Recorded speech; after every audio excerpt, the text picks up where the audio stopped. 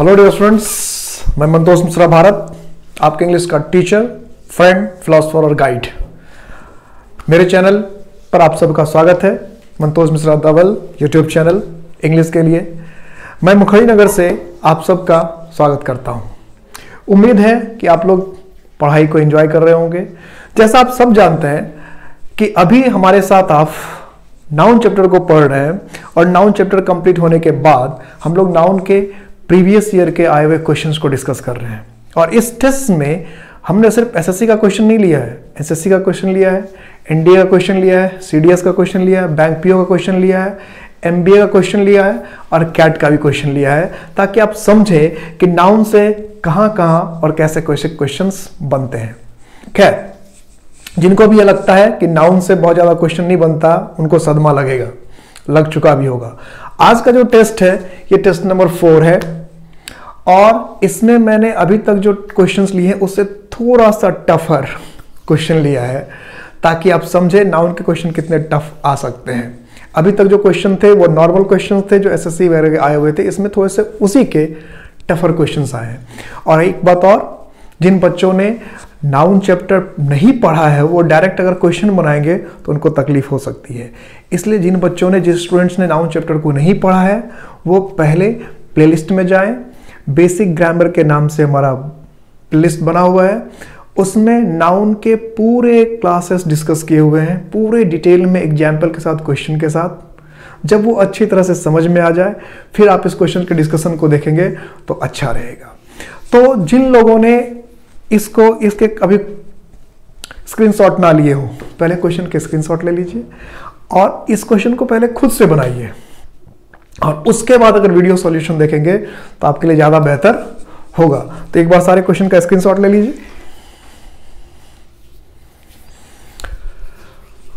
अब क्वेश्चन को डिस्कस करना शुरू करते हैं। इससे प्रीवियस जो 3 टेस्ट है उसमें हमने 42 क्वेश्चन डिस्कस किया है, इसलिए अब हम 43 क्वेश्चन से आगे बढ़ते हैं। क्वेश्चन है,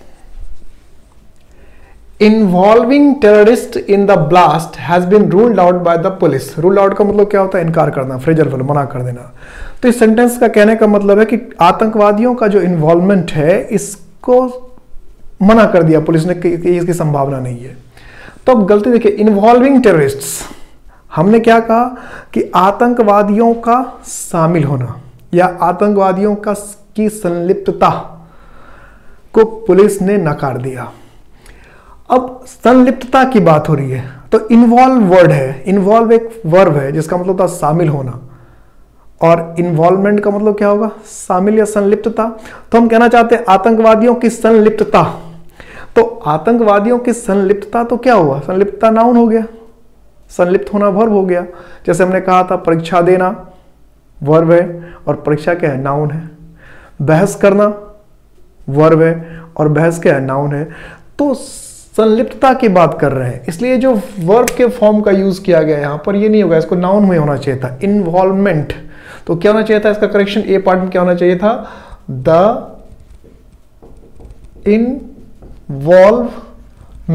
अब जो एब्स्ट्रैक्ट नाउन को नहीं पढ़ा है वो जाके एब्स्ट्रैक्ट नाउन में देखिए, मैंने ये बात बताई है कि कैसे हम लोग क्या करते हैं, वर्ब से नाउन बनाते हैं। तो इन्वॉल्व वर्ब था, उसका नाउन होना चाहिए था इन्वॉल्वमेंट ऑफ टेररिस्ट। और यही मैंने एब्स्ट्रैक्ट नाउन में आपको बताया था कि ऐसी ही गलती करेगा कि जहां डिस्कस होना चाहिए वहां डिस्कशन लिख देगा, जहां डिस्कशन होना चाहिए वहां डिस्कस कर देगा। तो जाकर वीडियो देखिए, जिन्होंने नहीं देखा है थ्योरी का क्लास, वो थ्योरी का क्लास पहले जाकर देख ले। सेकंड क्वेश्चन, ये जो क्वेश्चन है इसको जरा गौर से देखिएगा, इसमें नो एरर का कहीं ऑप्शन ही नहीं है। और अभी जो सीजीएल मेंस वाला 2020 में उसमें ऐसा ही क्वेश्चन आया था, बस डिफरेंस ऐसा है कि इसमें डी ऑप्शन तक है, सीजीएल मेंस में क्या सी ऑप्शन थी था, और लोग सदमे में आ गए कि भाई ऐसा कैसे हो गया। तो इस तरह के क्वेश्चन पहले से ही आते थे एमबीए में। तो ये जो क्वेश्चन है ये एमबीए के एग्जाम का है, तो इसमें नो एरर का कोई ऑप्शन ही नहीं है। अब क्या कह रहा है? Atrophy can affect a cell organ, organ क्या है? नाउन, तो ठीक है, और सेल ऑर्गन लिखा, ओके। टिश्यूज, टिश्यूज भी क्या है? नाउन है, काउंटेबल नाउन है। देखिए इसमें एस लिख रखा है, इसके पहले ए लगा रखा है, इट्स वर्केबल। टिश्यूज लिख रखा है, एस लगा रखा है। तो मैंने कॉमन नाउन में क्या कहा था कि कॉमन नाउन काउंटेबल होता है और उसके साथ या तो एन होना चाहिए, द होना चाहिए, एस और एस होना चाहिए। इस दोनों ने फॉलो किया। लेकिन लिम्ब, लिम्ब मतलब अंग हुआ, और लिम्ब भी क्या है? काउंटेबल नाउन है। तो काउंटेबल नाउन है तो इसमें देखिए सेल ऑर्गन लिख रहा है तो ए लिख रहा है, टिश्यूज में एस लिखा रहा है, और जब लिम की बात कर रहा तो ना तो इसके पहले आर्टिकल लगा रहा ना एस लगा रहा, तो हो गई गलती। कॉमन नाउन में ये तो बताया था। तो इसमें करेक्शन क्या होना चाहिए था, या तो ए लिम होना चाहिए था या लिम्स होना चाहिए था, दोनों में होता तो कुछ भी होता तो करेक्ट होता। लेकिन इस लिम जो काउंटेबल नाउन है, कॉमन नाउन है, ना तो इसमें ए लगाया ना एस लगाया, इसलिए गलत हो गया। कॉमन नाउन में पूरे डिटेल से मैंने बताया है, जाकर आप चेक करेंगे। नेक्स्ट देखते हैं, वाइल अ स्ट्रॉन्ग। अब देखिए यहां पर क्या लिखा, अ लिखा है, इसका मतलब क्या है कि आगे कोई ना कोई नाउन होगा, काउंटेबल नाउन होगा, जिस नाउन को हम गिन सकते हैं उसी के पहले तो ए एन आएगा। कॉमन नाउन के पहले बताया था ना, तो ए आया, इसका मतलब क्या है कि अगला नाउन जो है वो काउंटेबल है, कॉमन नाउन है। ये सिंपल समझ लेना चाहिए कि अगर कॉमन नाउन है और वो एक है तो ए लगेगा उसके पहले। तो इसका मतलब क्या हुआ, दूसरी तरफ से इसका क्या मतलब हुआ कि अगर ए लिखा हुआ कहीं पे, एन लिखा हुआ कहीं पे, तो इसका मतलब अगला वर्ड क्या है, नाउन होने वाला है, वो भी क्या, काउंटेबल, वो भी क्या, काउंटेबल। तो इसका मतलब ए है तो अगला वर्ड क्या होना चाहिए था, नाउन होना चाहिए। हो सकता है नाउन के पहले एडजेक्टिव हो, तो एडजेक्टिव आया स्ट्रॉन्ग, स्ट्रॉन्ग एडजेक्टिव है, ठीक है, लेकिन उसके बाद नाउन तो आएगा, जैसे a good boy, a tall boy, तो ए तो लिख रहा है टॉल के साथ, लेकिन उसके बाद बॉय तो आ रहा है, खाली ए टॉल तो नहीं लिख सकते, ए गुड तो नहीं लिख सकते। तो अब ये जो वर्ड है डिफेंड, डिफेंड का मतलब क्या होता है, रक्षा करना, रक्षा करना। तो रक्षा करना तो वर्ब है, तो वर्ब के पहले ए कैसे आएगा, इसका मतलब यहां पर क्या होना चाहिए, डिफेंस, क्या होना चाहिए, डिफेंस, जो कि नाउन है। तो डिफेंड वर्ब है और होना चाहिए था रक्षा, और रक्षा इंग्लिश क्या है, डिफेंस। तो यहां जो डिफेंड लिख दिया ये गलत है, यहां पर डिफेंस होना चाहिए। और क्यों होना चाहिए था कि यहां पर हमने क्या पता रखा है, ए लगा रखा है, इसका मतलब अगला वर्ड क्या होना चाहिए था, नाउन होना चाहिए था, भले एडजेक्टिव के साथ आए। तो डिफेंड तो नाउन है ही नहीं, डिफेंड मतलब क्या होता है, वर्ड मीनिंग भी आपने याद किया होगा तो आपको क्या देखा होगा, कभी डिफेंड आता है कभी डिफेंस आता है, दोनों में डिफरेंस क्या है। तो डिफेंड वर्ब है, इसका मतलब होता है रक्षा करना, और डिफेंस नाउन है जिसका मतलब होता है रक्षा। क्लियर है। नेक्स्ट क्वेश्चन पे आते हैं, while he was on holiday, कि जब वो छुट्टियों में था, लास्ट वीक, पिछले सप्ताह, he wrote a long poetry. अब कलेक्टिव नाउन देखेंगे तो पोएट्री क्या है, कलेक्टिव नाउन है। अब कलेक्टिव नाउन के साथ तो ये आना ही नहीं चाहिए, लेकिन उसने लिखा तो है। तो एक कोई जो आपने चीज लिखी है वो कविता है, और जितने भी लोगों की कविता सब जो लिखी हुई है उसको कलेक्टिवली हम क्या कहते हैं, पोइट्री। चाहे तुलसीदास की हो, चाहे कालिदास की हो, चाहे मैथिली शरण गुप्त की हो, सबकी जो लिखी हुई है पोएम, उन सबको कलेक्टिवली हम क्या कहते हैं, पोइट्री। ठीक है, आप देखेंगे बुक में भी लिखा रहता है प्रोज एंड पोइट्री। तो पोइट्री में क्या होता है, अलग अलग राइटर की सबकी पोएम होती है, तो पोइट्री वह सारे जो पोएम्स है उसको कलेक्टिव रूप से हम क्या कहते हैं, पोइट्री। और एक जो कोई पोइट ने कुछ लिख रखा है वो क्या है, उसकी पोएम है। तो एक लिखा, उसने एक लंबी कविता लिखी तो ये कविता क्या है, पोएम होना चाहिए। क्या होना चाहिए, पोएम। ए लिख रखा था यहाँ पर, क्या होना चाहिए, पोएम। और पोएट्री कलेक्टिव नाउन, उसको आर्टिकल की जरूरत नहीं है, मैंने बता रखा है कलेक्टिव नाउन में, नॉर्मली कलेक्टिव नाउन में आर्टिकल की जरूरत नहीं होती है। तो ए लिख रखा था यहाँ पर, क्या होना चाहिए, काउंटेबल नाउन होना चाहिए। और पोएट्री और पोएम में, पोएम क्या है, काउंटेबल नाउन है, जो एक एक करके कई कविताएं लिख रहे हैं वो पोएम है। और सारी कविताओं को सामूहिक रूप से हम क्या कहते हैं, पोएट्री कहते हैं। अब इसमें ये भी क्या है, ये एसएससी का क्वेश्चन है। आप देखिए नेक्स्ट क्वेश्चन, देखिए कितना लंबा है, ये डिफिकल्ट लगेगा थोड़ा सा। देखिए क्या लिखा है, ये पूछने का तरीका भी बदला हुआ है। Although there has been growing of interest in popular fiction over the last few years, one could not claim that it has been established in colleges as a central component of literary studies. तो question देखकर लगता है कि question नहीं paragraph हो, तो ये ऐसा ही है। ये कैट का क्वेश्चन है। किसका क्वेश्चन है ये, कैट का। इसमें भी आप देखिए कि ABCD जैसा पूछा, नो एरर जैसा ऑप्शन नहीं है, बस एक पैराग्राफ टाइप का सेंटेंस दे दिया है और आपको कह रहा है कुछ अगर गलती है तो गलती ढूंढने के लिए। जैसे आप देखते हैं although there has been growing of interest, अब कहना क्या चाहते हैं, हालांकि देखा गया कि इंटरेस्ट की बढ़ रहा है तो नहीं होगा, इंटरेस्ट की वृद्धि हुई है। क्या कहेंगे, इंटरेस्ट की वृद्धि हुई है। तो ग्रोइंग के जगह यहां पर क्या होना चाहिए था, ग्रोथ होना चाहिए था, क्योंकि ग्रोइंग की यहां जरूरत नहीं है, ये एडजेक्ट यहां पर नाउन की जरूरत है। ग्रोइंग तो वर्ब हुआ। तो हम तो अगर मीनिंग निकाले इस सेंटेंस का कि हालांकि हम देखते हैं कि इंटरेस्ट की वृद्धि हुई है, रुचि की वृद्धि हुई, तो वृद्धि क्या है, ग्रोथ, ये हमारा नाउन है। और ग्रो क्या है, वर्ब है। तो जहां वर्ब की जरूरत हो वहां नाउन का इस्तेमाल, जहां नाउन की जरूरत है वहां वर्ब का इस्तेमाल। ये सरासर क्या है, गलत है। तो हमें यहां पर क्या रखना चाहिए था, वृद्धि। तो वृद्धि की इंग्लिश क्या है, ग्रोथ। तो यहां पर क्या होना चाहिए था कि there has been growth of interest. क्या होना चाहिए था, ग्रोथ ऑफ इंटरेस्ट। तो क्या लिख दिया, ग्रोइंग वर्ब, ये गलत है। नेक्स्ट है कि we have carefully considered the important of. अब जैसे हमने लिखा द, तो इसका मतलब आर्टिकल का इस्तेमाल हुआ, अगला वर्ड नाउन हो सकता है। और इंपॉर्टेंट, इंपॉर्टेंट मतलब क्या होता है, महत्वपूर्ण। ये क्या है, एडजेक्टिव है। तो यहां इंपॉर्टेंट की जरूरत ही नहीं थी, यहां इंपॉर्टेंट की जरूरत नहीं, महत्वपूर्ण होता है।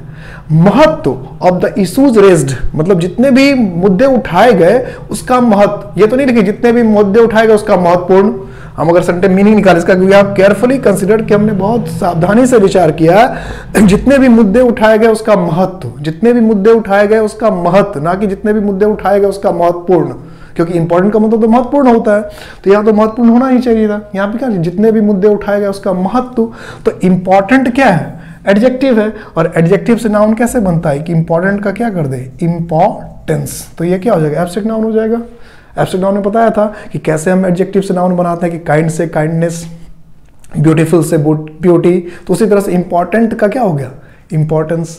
तो एडजेक्टिव की जगह पे आप क्या होना चाहिए था, मतलब जब तक हम मीनिंग नहीं समझ लेंगे कहने वाला कहना क्या चाहता है, तब तक हमें उसमें गलती ढूंढना क्या है, मुश्किल है। और जब मैं नाउन चैप्टर पढ़ा रहा था, मैं यही बात कह रहा था कि कब किसका इस्तेमाल कर देगा।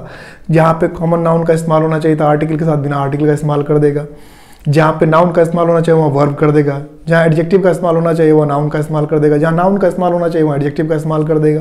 तो जब हम सारी चीज़ों को एक तरह से समझते हैं, सारे कंसेप्ट को समझते हैं, फिर क्वेश्चन बनाने आते हैं, तो बात समझ में आती है। तो जिसको भी ये समझ में नहीं आ रहा होगा, किसी कोई क्वेश्चन कभी कभी हो जाता है, स्टूडेंट को डिस्कशन समझ में नहीं आएगा, तो आप क्या करके बिल्कुल फर्स्ट क्लास से वीडियो देखना शुरू करेंगे। क्लास 1 से क्लास 17-18 तक सिर्फ नाउन और उसके ओरिजिन का डिस्कशन है। तो आप जब उसे अच्छी तरह से देख लेंगे तो ये एरर बनाना आपके लिए क्या है, बहुत ही आसान हो जाएगा। नेक्स्ट क्वेश्चन क्या है कि he has become so weak, कि वह इतना कमजोर हो गया है कि दैट इवन अ 2 फर्लॉन्ग्स। अब देखिए क्या लिख रखा है, अ 2 फर्लॉन्ग्स, और ये क्या लिख रखा है, वॉक। ये दूसरे पार्ट में है। और देखिए इसके पूछने का तरीका भी बदल गया। अब इससे पहले ए लिख रहा था, अब यहाँ ए लिख दिया।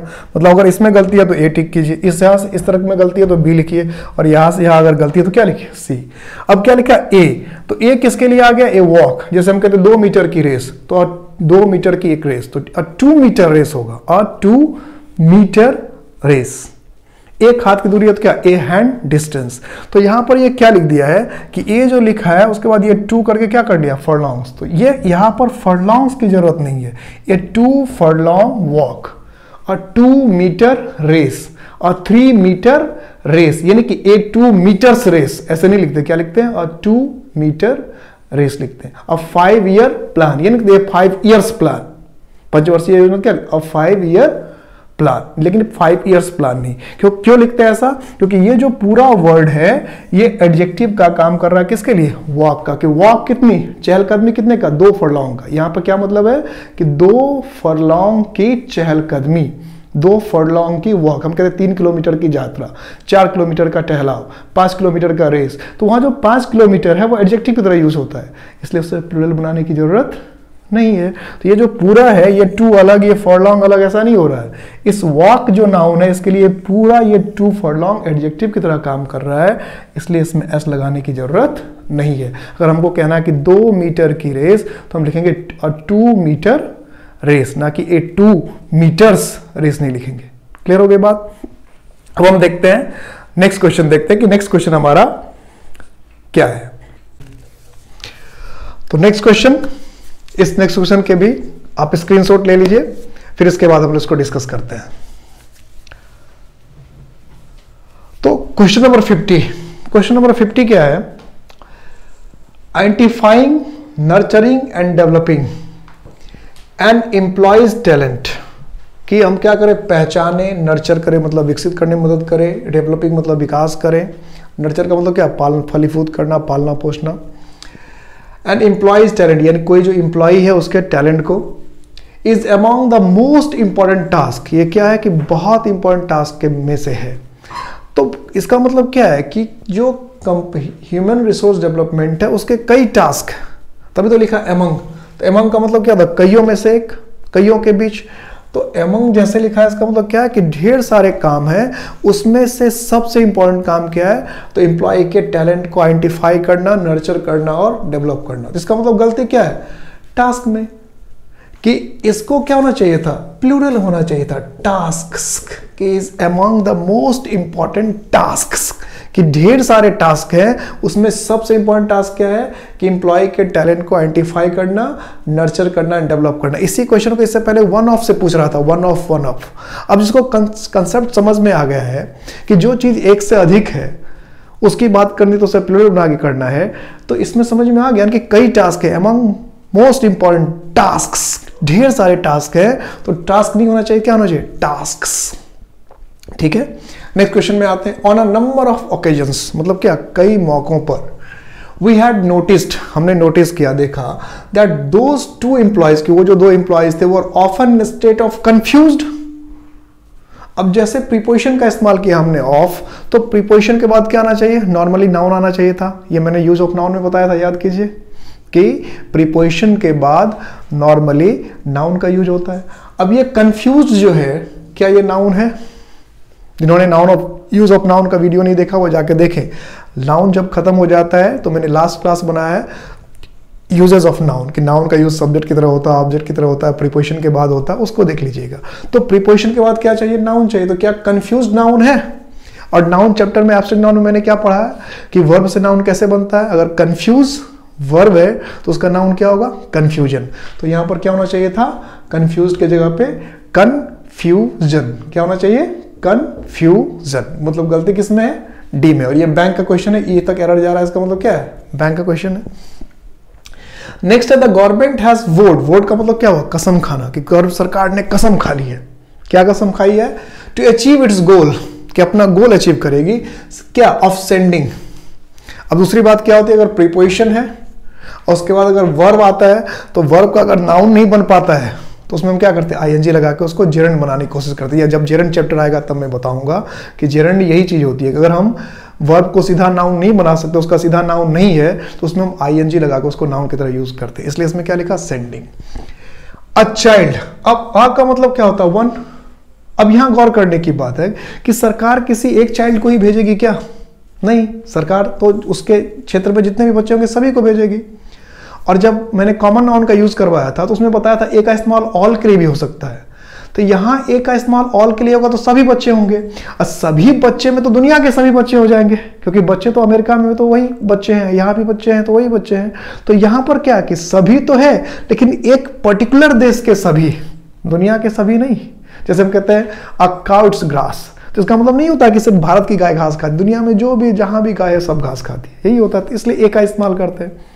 लेकिन यहां तो दुनिया के सभी बच्चों की बात नहीं हो रही है। सरकार सिर्फ अपने, जहां की जो सरकार है सिर्फ वो अपने राज्य के, अपने देश के बच्चों की बात करेगा। इसलिए यहां पर दो बातें होनी चाहिए थी। सबसे पहले तो सभी बच्चों को भेजने की बात करेगा, इसलिए क्या होना चाहिए था, चिल्ड्रन। और दूसरी बात, पर्टिकुलर स्टेट, अपने स्टेट की ही सिर्फ बात होगी, इसलिए इसके साथ क्या होना चाहिए था, द चिल्ड्रन, कि जितने भी बच्चे हैं उस स्टेट के, उन सब को कहां भेजने की कोशिश करेगा, स्कूल। ठीक है, तो द चिल्ड्रन बेटर वर्ड है। चिल्ड्रन भी लिख सकते थे, लेकिन द चिल्ड्रन बेटर, क्योंकि पर्टिकुलर सिर्फ उसी स्टेट, उसी कंट्री के सारे बच्चों की बात होगी। नेक्स्ट क्वेश्चन है द लॉन्ग गैप नीड्स, जो ज्यादा गैप है उसको क्या जरूरत होती है, टू बी ब्रिज। ब्रिज का मतलब क्या होता है, ब्रिज वैसे नाउन है, लेकिन ब्रिज का इस्तेमाल जब वर्ब की तरह होता है तो हमको कहते खाई पाटना, फासले को कम करना। तो जो गैप है उसको पाटना, उसको कम करना है। सुन जल्दी, बिकॉज इट हैज क्रिएटेड, कि उसने क्रिएट कर दिया है ए लॉट ऑफ अनप्लेजेंट। अब ये देखिए यहां भी क्या बात थी कि ऑफ के बाद क्या होगा, ऑफ क्या है, प्रीपोजिशन है, और यूज ऑफ नाउन में बताया था प्रीपोजिशन के बाद नाउन आएगा। तो क्या अनप्लीजेंट क्या है, नाउन है, नहीं है, अनप्लीजेंट एडजेक्टिव है। अनप्लीजेंट का मतलब क्या हुआ, जो खुशी ना दे, प्लीजेंट का मतलब जो खुशनुमा, तो अनप्लीजेंट का मतलब क्या है, जो कि दुख दे, जो खुशी ना दे। तो जैसे हम कहते हैं अनप्लीजेंट एटमॉस्फेयर, अनप्लीजेंट बिहेवियर, तो इसका मतलब क्या, अनप्लीजेंट एडजेक्टिव है, और हमें क्या चाहिए, नाउन। तो अनप्लीजेंट का जो नाउन बनेगा वो क्या बन जाएगा, अनप्लीजेंटनेस। ठीक है, तो यहां पर एडजेक्टिव को क्या करना चाहिए, नाउन में चाहिए। और क्यों करना चाहिए, क्योंकि उससे पहले क्या है, प्रीपोजिशन है, और प्रीपोजिशन के बाद हमें क्या चाहिए, नाउन चाहिए। एडजेक्टिव को हम नाउन में चेंज कर देंगे, वर्ब को भी हम नाउन में चेंज कर सकते हैं। ठीक है, नाउन के वीडियो को पूरी तरह से देखिए, ठीक से देखिए सारे क्लास को। नेक्स्ट क्वेश्चन क्या है, Mrs Dixit is one of. अब जैसे लिखा वन ऑफ, इसमें तो याद ही होना चाहिए वन ऑफ के बाद नाउन क्या होना चाहिए, प्लूरल। तो देखिए प्लूरल है क्या, नहीं है, तो गलत हो गया। तो क्या होना चाहिए था, प्रोफेसर्स। ये तो याद नहीं कि अमंग लिखा है, वन ऑफ लिखा है, तो उसके बाद नाउन हमेशा क्या होगा, प्लूरल ही होगा। नेक्स्ट क्वेश्चन क्या है, एयरलाइन मैनेजमेंट्स। तब एक देश में कई तरह के एयरलाइंस हो सकते हैं, प्राइवेट है, सरकार क्या है, तो इसलिए मैनेजमेंट्स लिखा तो ठीक है। शुड नोट, नोट का मतलब यहाँ क्या है कि ध्यान देना चाहिए। क्या ध्यान देना चाहिए, that the ultimate passenger unfriendliness, कि पैसेंजर के लिए जो फ्रेंडली नहीं होगा, जो पैसेंजर के हित में नहीं होगा, वो क्या होगा, is to have their planes crash, कि यही चीज क्या होता है, उसके प्लेन के क्रैश के लिए जिम्मेदार होगा, due to adopted of unsafe procedures. तो ये क्या होता है, अगर हम अनसेफ प्रोसीजर्स, असुरक्षित प्रक्रियाओं को अडॉप्ट करेंगे, अपनाएंगे, तो असुरक्षित प्रक्रियाओं को अगर हम अपनाएंगे तो प्रॉब्लम होगी, क्या होगा, दुर्घटना होगी, प्लेन्स क्या करेंगे, क्रैश होंगे। तो यहां पर क्या रहा है, ड्यू टू अडॉप्टेड, एक तो ड्यू टू लिख रहा है, तो इसका बाद क्या होना चाहिए, फिर नाउन होना चाहिए। ये टू भी तो क्या है, प्रीपोजिशन ही तो है। दूसरी बात हम जो लिख रहे हैं क्या, कि अपनाना, अपनाने की वजह से, असुरक्षित प्रक्रिया अपनाने की वजह से, तो अपनाना तो क्या हो गया, एक नाउन की जरूरत है यहां पे, एडॉप्शन। एडॉप्ट मतलब क्या है, किसी को अपना बनाना, ठीक है। तो यहां पर जो है एडॉप्शन की बात हो रही है कि अगर हम प्रक्रिया को क्या करें, एडॉप्शन करें, तो यहां पर एडॉप्टेड होना नहीं चाहिए था, क्या होना चाहिए था, एडॉप्शन, क्योंकि प्रक्रिया को अपनाने की बात हो रही है। तो एक तो यहां पे प्रीपोजिशन है, इसलिए नाउन होना चाहिए था। तो एडॉप्ट का प्रीपोजिशन क्या है, adoption, adoption of unsafe procedures. तो देख रहे हैं कि हर एक नाउन से किसी ना किसी एग्जाम में कोई ना कोई क्वेश्चन पूछता ही रहता है, और इसमें फिर ई ऑप्शन तक गया, इसका मतलब क्या, बैंक पीओ क्वेश्चन है। तो आज का जो क्वेश्चन था थोड़ा सा डिफिकल्ट लगेगा, थोड़ा सा टफ लगेगा, क्योंकि इसमें मैंने सारे नाउन के थोड़े से टफर क्वेश्चंस को लिया था। तो शुरू के जो फर्स्ट सेकंड थर्ड टेस्ट मैंने डिस्कस किए, उसमें हल्के हल्के क्वेश्चंस थे, क्वेश्चन सारे एग्जाम के थे, सीजीएल के थे, सीएचएसएल के थे, लेकिन उसका लेवल थोड़ा सा प्रैक्टिस के लिए था, तो मैंने थोड़ा सा लो रखा था शुरू में। कोई भी क्वेश्चन कहीं भी आ सकता है, तो आपको आसान क्वेश्चन बनाने भी आ गया, आपको डिफिकल्ट क्वेश्चन बनाने भी आ रहा। तो एक टेस्ट अभी नाउन के हम लोग और बनाएंगे, और उसके बाद हम लोग नंबर चैप्टर को शुरू करेंगे। तो अगर आपको यह वीडियो पसंद आ रहा है, आपको क्लासेस पसंद आ रहा है, तो आप अधिक से अधिक स्टूडेंट तक इस क्लास को पहुंचने दें।